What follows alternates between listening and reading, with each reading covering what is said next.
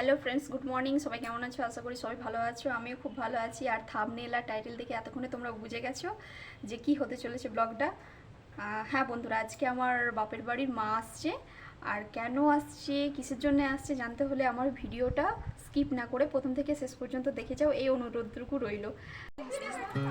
আস্তে আস্তে এসো। দেখো আমাদের নদী পেরিয়ে পেরিয়ে এই যে আমার মা আসছে। আমি তো তোমাকে বললাম যে তুমি যে আমাকে ডাকবে, পড়ে টড়ে যাওনি সেই ভাগ্য। এই দেখো বন্ধুরা, এখনো জল আমাদের কমেনি। পুজো আর তোর গোড়ায় নতুন কাপড় পরে জলে জলে যাব। মা এসেছে, মাকে মুড়ি দিয়েছিলাম, মুড়ি টিফিন খেয়ে নিয়েছে। তারপরে এই যে খাওয়ার আজকে কী কী রান্না করেছি আমি দেখাচ্ছি। আর মায়ের হচ্ছে কাল যেহেতু একাদশী, তাই মা আজকে নিরামিষ করেছে। তাই নিরামিষে এই আলু ভাজা করেছি, পটল ভাজা। আর এটা মা মুড়ি হয় বলে আলু ভেজেছিলাম। মুগের ডাল,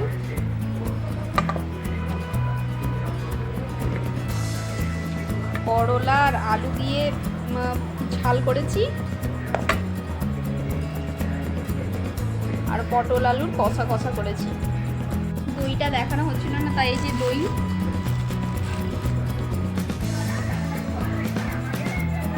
মাকে আর বাবাকে এই যে খেতে দিয়ে দিয়েছি। আর মা এখনও খাবে না, কারণ হচ্ছে মা একটু আগে এসে মুড়ি খেয়েছিল।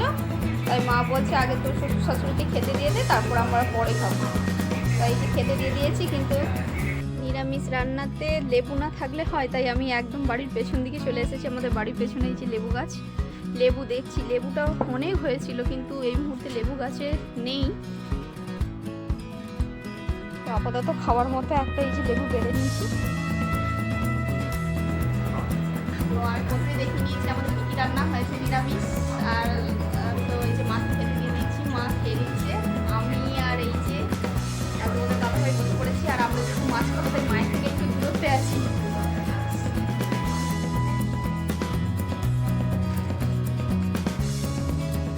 দেখো আমার মেয়ে তো জামা কাপড় নিয়ে বসে পড়েছে, যে ব্যাগ নিয়ে। ওর দিদা এসেছিল, কি কি এনেছে কিছু বল এবারে।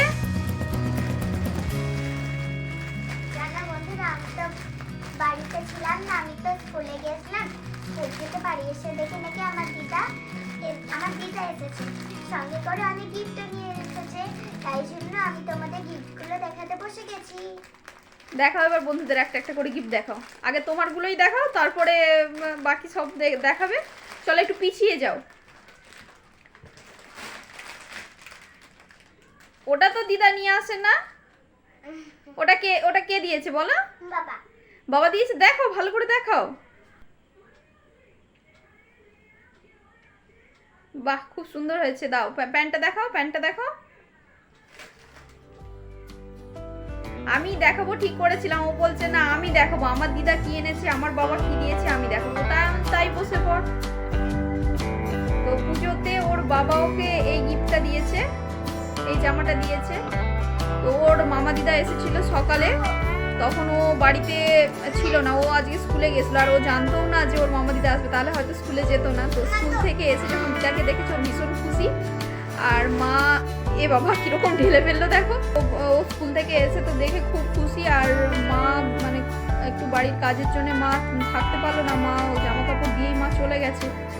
আর তাই ও সন্ধ্যেবেলা, আমি ভেবেছিলাম যে মা কি এনেছিল আমি তোমাদেরকে দেখাবো। তো ওই বললো না তোমাকে দেখাতে হবে না, আমি দেখাবো বন্ধুদের, আমি দেখাবো। তাই তুই দেখা। তো এবার ও দেখাচ্ছে ওটা কি, কে দিয়েছে সেটাও বলতে হবে। এটা আমার, কে দিয়েছে? ওটা ওর মাসিমণি দিয়েছে। ওর সাথে প্যান্ট আছে। তো ও চুড়িদারের বায়না ধরেছিল, তাই দিদি ওর জন্য চুড়িদার পাঠিয়েছে মায়ের হাতে।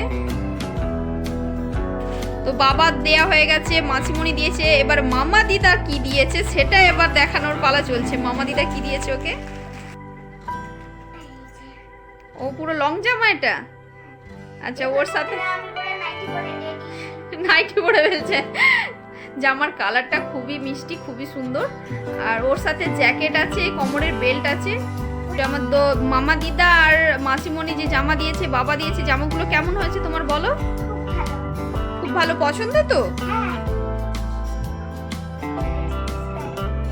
জিন্স প্যান্ট আর কি এনেছে? শুধু জিন্স প্যান্ট এনেছে।